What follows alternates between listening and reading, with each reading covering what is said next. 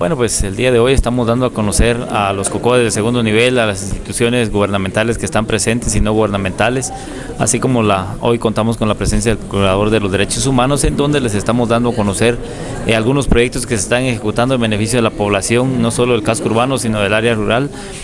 algunos avances en cuanto a algunos proyectos que tenemos dentro del plan de trabajo. De la misma manera estamos escuchando también algunas propuestas que ellos nos están haciendo como representantes de COCODES de segundo nivel, pero lo más importante es de que hoy nosotros estamos dándole la apertura y les estamos informando de dónde y cómo estamos utilizando los recursos que ingresan a la municipalidad, algo que es muy importante, y la súplica que les hemos hecho el día de hoy es también que ellos que repliquen esta información para que los COCODES del primer nivel también sepan lo que estamos haciendo, que ellos tengan la información, porque a veces se les da la información aquí,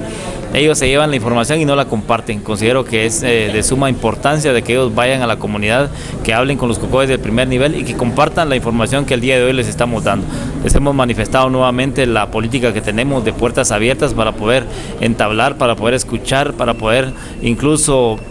analizar alguna propuesta que como COCODE de primero o segundo nivel hagan en beneficio de su comunidad. Creo que lo hemos manifestado en más de una oportunidad. Nosotros lo que queremos es trabajar en beneficio de la población, indistintivamente de banderas políticas. Hoy más que nunca lo que tenemos que hacer es unificar esfuerzos para sacar adelante a nuestro municipio.